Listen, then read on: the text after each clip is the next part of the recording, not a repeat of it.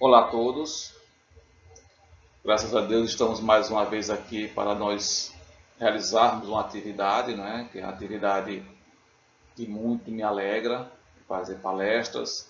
Infelizmente não estamos no momento em que possamos estar aglomerados, possamos estar participando presencialmente, mas utilizando da tecnologia nossos tempos, né? Esta, podemos dizer, videopalestra. Podemos participar com vocês, talvez em uma amplitude bem maior, deste conhecimento que é estudar a doutrina dos Espíritos. Mas gostaríamos de agradecer a nossa irmã Cristiana Neri, do Centro Espírita Ninarueira, que ficaram nos guiar, pela oportunidade que está me dando de poder realizar esta atividade e de poder também trazer para vocês a oportunidade de estarmos juntos fazendo com que aconteça o estudo do Evangelho. Possamos rogar a Deus, rogar aos benfeitores espirituais, que nos momentos que estejamos aqui em conversa, dialogando com vocês, trazendo esse conhecimento, possamos ter a paz e a harmonia necessária, tanto para mim, que aqui estou realizando a atividade, quanto para você que está assistindo este vídeo. Então, peçamos a Deus que nos oriente, que nos dê paz, força, coragem e perseverança. E que possamos, acima de tudo, ter harmonia para que tudo transcorra na santa paz. Como vocês sabem, eu estou gravando este vídeo da minha casa e tudo pode acontecer. De repente, vocês podem escutar um carro de som, você pode escutar uma música alta, né? Qualquer coisa desse tipo.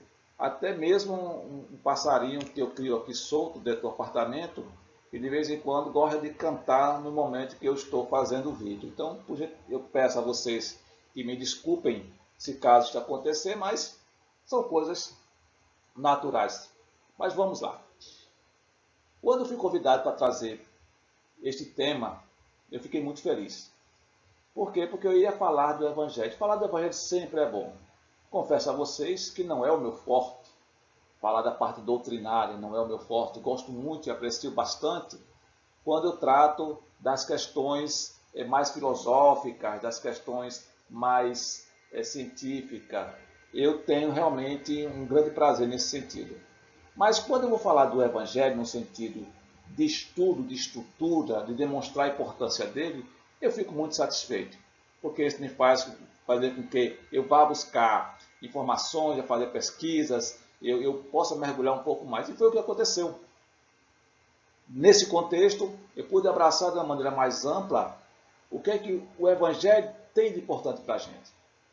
Nós sabemos que muitas vezes muitos, mas muitos mesmo, espíritas, não espíritas, simpatizantes, pegam o Evangelho, pegam a Bíblia, apenas ler por ler, ou alguma forma de desespero, ou como uma fonte de salvação. Alguns até têm o livro como cabeceira para que antes de dormir ele possa ler e durma tranquilo. Mas poucos conseguem entender a importância do Evangelho. Por que ele existe? Por que as máximas de Jesus estão ali daquela forma? Qual a importância das instruções dos Espíritos? Então, nosso objetivo, nesse período que vamos estar aqui conversando, é levar para vocês uma reflexão sobre o objetivo do Evangelho segundo o Espiritismo. E para isso mesmo eu vou me valer de alguns pontos históricos, de algumas datas históricas, vou me valer também da leitura de alguns livros que aqui estão comigo, principalmente de obras póstumas.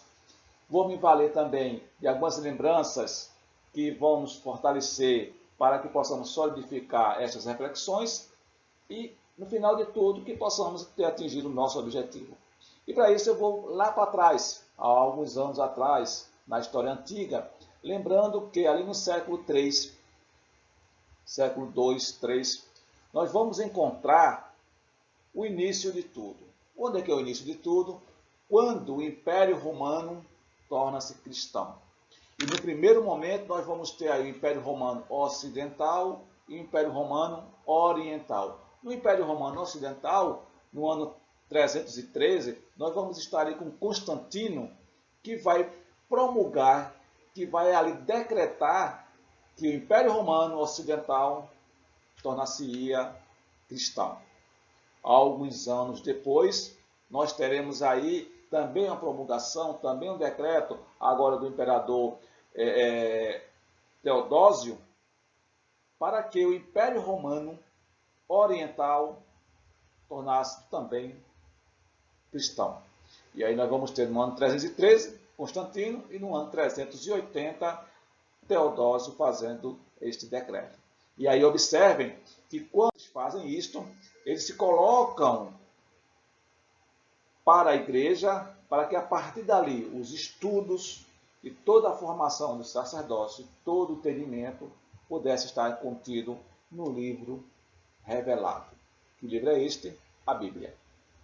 Mas aí é que está um dos grandes problemas da humanidade, é entender a Bíblia. Como a Bíblia tem, no seu contexto, na sua formação, que ele é um livro que foi revelado por Deus, as suas escrituras, os seus ditados, os seus textos, eles são interpretados da maneira que cada um melhor convém. E em nossas conversas acadêmicas, nós escutamos sempre muitos professores dizerem que a Bíblia, na verdade, ela é um shopping, que todos vão lá e encontram aquilo que querem, colocam da forma que querem. E vejam que é bem verdade. Mas não é sobre isso que nós queremos falar. Nós queremos trazer para vocês um pouco da estrutura da Bíblia, para que vocês conheçam, primeiramente, como é que a Bíblia ela está montada. E aí eu vou tratar aqui da Bíblia que eu uso para estudo, que é a Bíblia de Jerusalém. E ela traz a seguinte estrutura: Antigo e Novo Testamento. No Antigo Testamento, nós vamos ter aí 46 livros, distribuídos da seguinte forma: 5 livros são para o Pentateuco, 16 livros para os históricos, os livros históricos, 7 livros para os livros poéticos e sapieciais, e 18 livros para os livros proféticos. Esta estrutura está no Antigo Testamento. No Novo Testamento, que vai justamente ocorrer a partir de Jesus, nós vamos ter aí apenas 27 livros. E dentro dessa estrutura nós vamos ter a seguinte distribuição: 4 livros deste são os Evangelhos. Um livro é os Atos dos Apóstolos, 14 livros referem-se às Epístolas de São Paulo, 7 livros às Epístolas Católicas e um livro que é o Apocalipse. Então, este é o conjunto bíblico. É isto que forma a Bíblia. Claro que estudar a Bíblia não é fácil. Por quê? Porque, primeiramente, a Bíblia surgiu no idioma ainda pouco conhecido, o latim. E a partir desses estudos, nós temos aí um sacerdote que enriqueceu bastante essa compreensão. Ou podemos dizer assim, ele facilitou bastante a hermenêutica bíblica. Nós estamos falando aqui de Santo Agostinho. Mas, obviamente, que isto não se deu do dia para a noite. Agostinho, primeiramente, quando começou a ler a Bíblia, na primeira vez que ele leu a Bíblia, ele detestou. E aí ele, como não era ainda católico, que tentou entender a Bíblia, ele não gostou. E por não ter gostado, ele disse: olha, a Bíblia é uma leitura vulgar, não tem elegância, não tem sentido nenhum, é uma leitura infantil, a gente não consegue entender as coisas, as conjunções, as ligações. Olha, a Bíblia não dá, está mal escrita. E ele deixou de lado. Claro que com o passar do tempo, com as reveses da vida, com os sofrimentos, Agostinho ele vai conhecer aquele que seria o seu mentor espiritual, aquele que guiaria ele para o entendimento e para uma hermenêutica bíblica diferente. Nós estamos falando de Ambrósio. E admirado muito por Agostinho, em uma das suas pregações, e Agostinho, buscando a resposta, encontra em Ambrósio a seguinte frase: a letra mata e o espírito vivifica. Com esta resposta, Agostinho entende que a maneira que ele leu primeiramente a Bíblia estava apenas direcionada à letra. Ele buscava as explicações dentro daquele contexto ali semântico, e que certamente não entenderia. Mais adiante, o que é que aconteceu?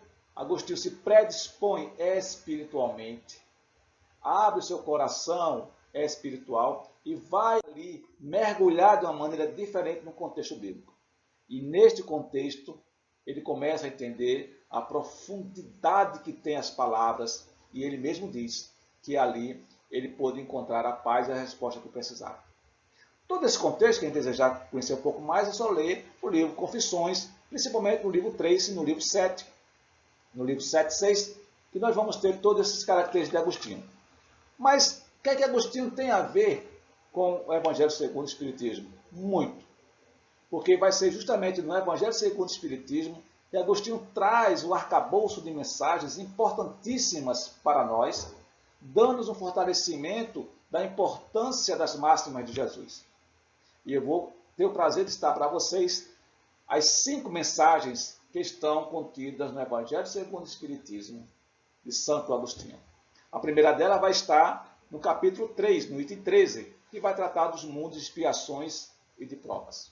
Depois Agostinho vai nos trazer no capítulo 5, no item 19, tratar o mal e o remédio. Mais adiante, já no capítulo 12, no item 12, Agostinho vai tratar sobre o duelo.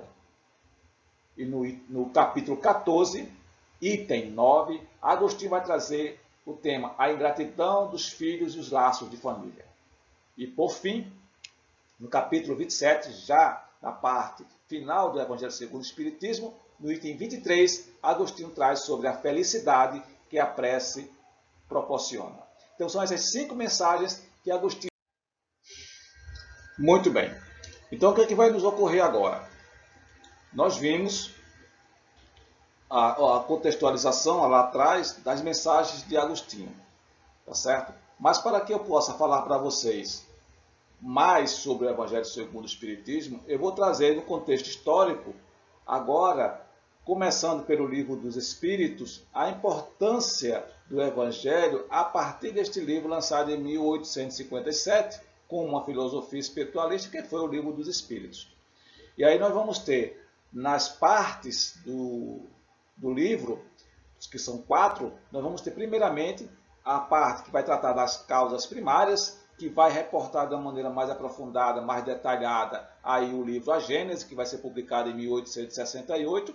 Depois nós vamos ter na segunda parte aí o livro O Mundo dos Espíritos, onde esse tratado aí vai nos reportar ao livro dos médios e que vai ter esse contexto melhor trabalhado, mais experimental, mais científico, quando Kardec vai colocar ali no livro dos médios os traços que devem ser seguidos por todos aqueles que desejem formar uma sociedade espírita.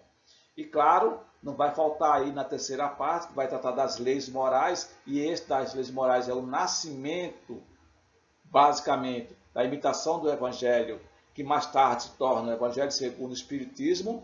E por fim, na quarta parte do Livro dos Espíritos, nós teremos aí das esperanças e consolações, que vai culminar no livro O Céu e o Inferno. Então nós vamos ter, nesse momento aí, no ano seguinte, em 1858 até 1869, a publicação das revistas espírita. E nesse contexto, vamos ter, logo ali no início de 1864, as primeiras noções, as primeiras colocações do livro Imitação do Evangelho, né? E aí nesse momento vamos ter, nessa colocação da revista, logo ali em abril, a introdução do livro que vai mais tarde se tornar o que hoje nós estamos conversando, que é o Evangelho segundo o Espiritismo. Já em 1865, que será a divulgação exatamente da mudança de nome, e essa mudança de nome deu-se pela insistência do senhor Didier com Kardec, para que ele pudesse colocar ali algo mais chamativo e algo mais que pudesse dar uma certa confiança e credibilidade, que vai mudar para o Evangelho segundo o Espiritismo. Mas vai ser no livro Obras Póstumas, publicado em 1890, que nós vamos ter aí o início do que seria o Evangelho segundo o Espiritismo. E eu gostaria aqui de ler para vocês o que Kardec pergunta e o que o Espírito responde sobre este livro que ele está para publicar. E reparem que a pergunta de Kardec é muito propícia, porque a preocupação de Kardec é a repercussão dele diante da igreja. E Kardec pergunta ao Espírito: que pensais da nova obra em que trabalho neste momento? E o Espírito responde: esse livro de doutrina terá considerável influência, pois que explana as questões capitais, e não só o mundo religioso encontrará nele as máximas que lhes são necessárias, como também a vida prática das nações aurirá nele instruções excelentes. E aí Kardec, não satisfeito com a resposta, Kardec vai mais a fundo e diz assim: e a igreja? O que ela dirá? O que ela vai pensar? E o Espírito prontamente responde: a igreja gritará heresia, porque verá que ataca decisivamente as penas eternas e outros pontos sobre os quais ele baseia a sua influência e o seu crédito. Gritará tanto mais quando se sentirá muito mais ferido do que com a publicação do Livro dos Espíritos, cujos dados principais, a rigor, poderá aceitar. E diz mais: aproxima-se a hora em que te será necessário apresentar o Espiritismo qual ele é, mostrando a todos onde se encontra a verdadeira doutrina ensinada pelo Cristo. Então vocês veem aí a importância que se tem o Livro dos Espíritos no contexto em que se segue para que Kardec pudesse assim continuar a publicação daquele livro. Neste período, neste momento, tá certo? Kardec vai lançar a imitação do Evangelho segundo o Espiritismo, e neste ponto ele vai trazer apenas 4 itens. Apenas 4 itens. Então, em 1864, o Evangelho segundo o Espiritismo, ele sai com 4 pontos de estudo do contexto geral. Não dos capítulos, não falo aqui dos capítulos. E aí vocês vão entender o seguinte, que o primeiro livro, em 1864, que é a imitação do Evangelho, ele vai sair com 25 capítulos.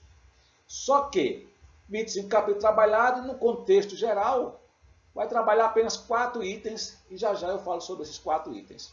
Mas quando ele é reformulado, quando ele é melhorado e reeditado, e aí já na terceira edição, em 1866, que sai com o nome Evangelho segundo o Espiritismo, ele sai com 28 capítulos, ou seja, 3 capítulos a mais do que o primeiro, e sai com um item. E é este item a mais que vai trazer toda uma revolução, toda uma ebulição na igreja. Vejam, quando nós começamos a ler o Evangelho segundo o Espiritismo, de cara nós vamos perceber ali, tá certo?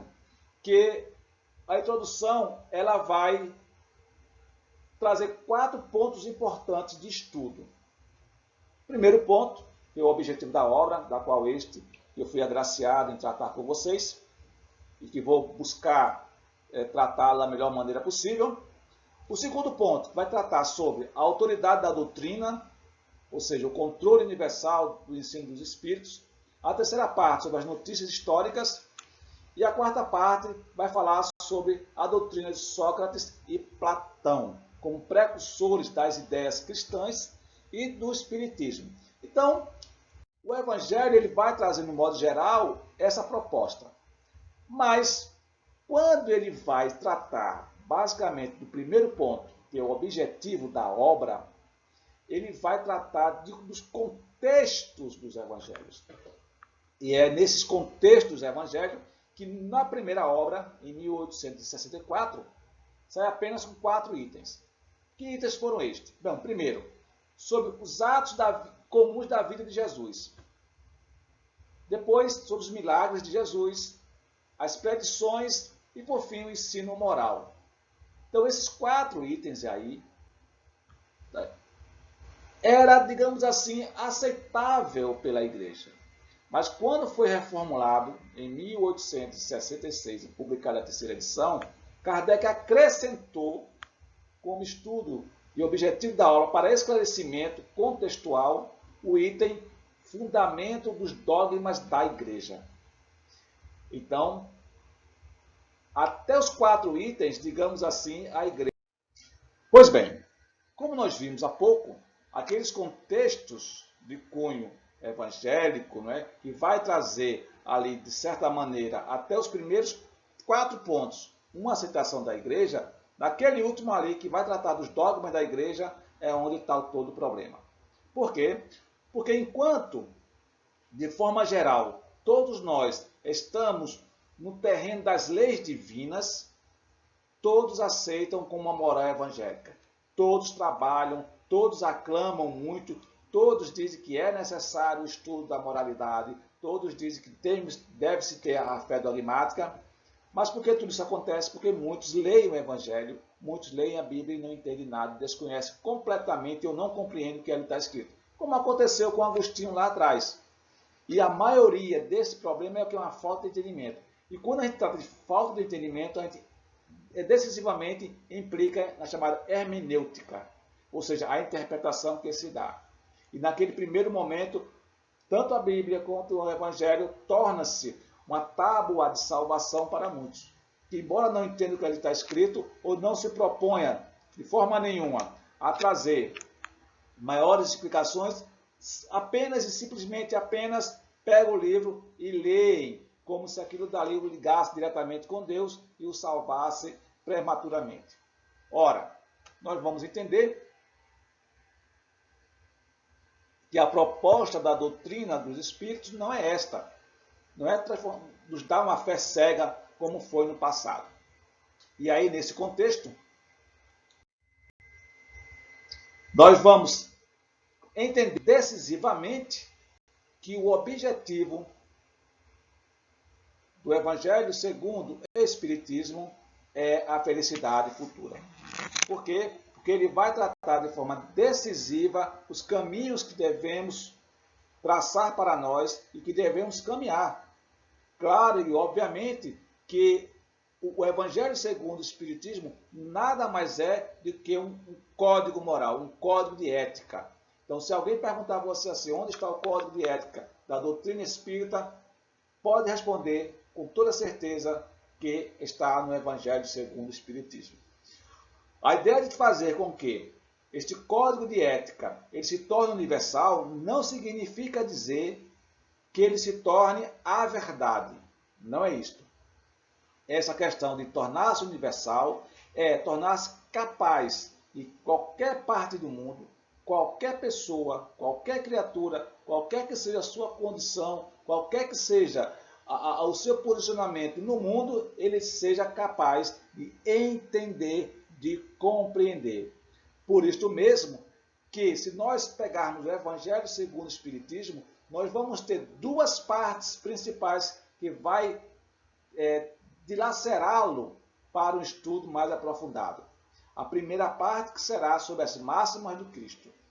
E aí Kardec vai trazer as principais máximas e obviamente que era impossível trazer de forma catalogal, como eu mostrei para vocês no início, a quantidade de livros que era no Antigo Testamento, que é do Antigo Testamento e que é também do Novo Testamento, e vocês vão perceber que as principais máximas do Cristo, principalmente aquelas que se relacionam com a parte moral da criatura, ela é trazida para que se tenha uma compreensão. E esta compreensão, de maneira didática, de maneira bem prática, ela atinja a todos. Por quê? Porque ela vai tentar, nos seus objetivos, esclarecer tudo aquilo que antes não era explicado.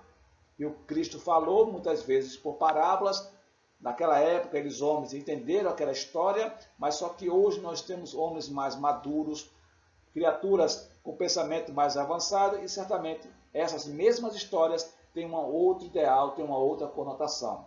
Por quê? Porque nós temos que compreender como é que acontece as coisas na nossa vida. Qual é o resultado de nós seguirmos o Cristo? Como é que os ensinos do Cristo podem modificar-nos e podem modificar também nosso contexto de vida? E a outra parte, que vai se relacionar com as instruções dos Espíritos, que aí são as mensagens, e dentre as quais eu falei de Santo Agostinho, falei daquelas 5 mensagens, temos muito mais outras mensagens, né? Lemenais, São Luís, e aí vamos perceber o próprio Espírito Verdade, Espírito Protetor, né? Cura de Ás. Estas mensagens, ela vem enriquecer mais ainda o Evangelho.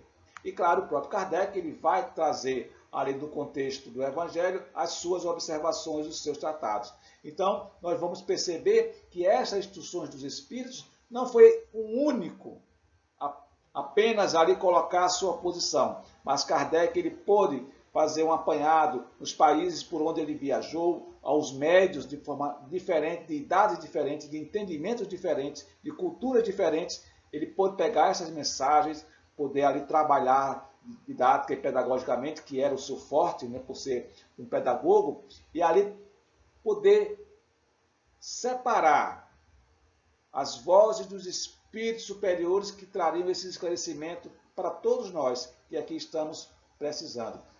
E, acima de tudo, podemos entender que o Evangelho, ele vai ser nada mais, nada menos como um convite a essa prática do Evangelho dentro das máximas do próprio Cristo.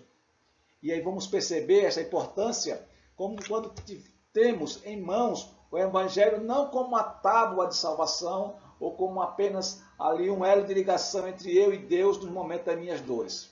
De maneira alguma. Mas nós vamos entender, acima de tudo, que o Evangelho ele foi construído, ele foi estruturado para que possamos compreender aquilo que no passado não entendíamos, não nos foi chegado.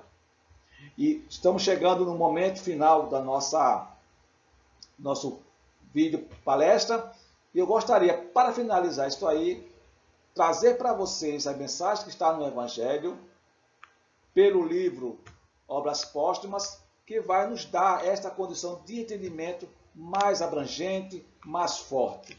Por que isto? Porque o Evangelho certamente é muito mais do que eu pude falar, porque eu relatei de uma maneira mais histórica, de uma maneira mais contextual, de uma maneira mais estrutural, o Evangelho.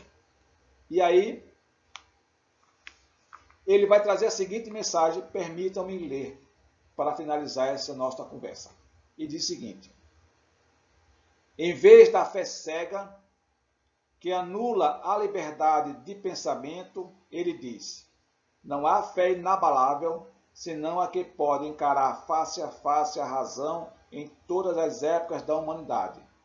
A fé, uma base se faz necessária, e essa base é a inteligência perfeita daquilo em que se tem de crer.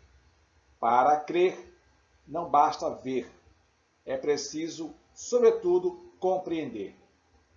A fé cega já não é para este século.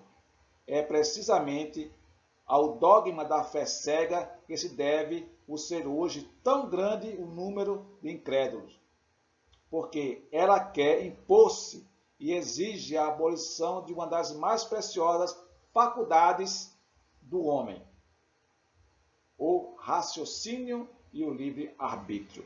Então, com essas palavras contidas no Evangelho, certamente Kardec comprou uma briga muito grande com a igreja, porque ele colocou naquele item lá que nós vimos, o quinto ponto, né, os fundamentos da dogma da igreja, e que certamente causou ali um grande problema. E nós vamos ter, nesse aspecto, nesse sentido, um aprofundamento, um entendimento melhor sobre o que é o Evangelho, qual o objetivo dele para a doutrina espírita. Embora que no início muitos entendiam que Kardec estaria criando uma nova Bíblia para falar das máximas do Cristo, e nós sabemos que não. E quando falamos de segundo espiritismo, é no entendimento da compreensão. E como espírita que somos obrigados a poder entender e poder repassar.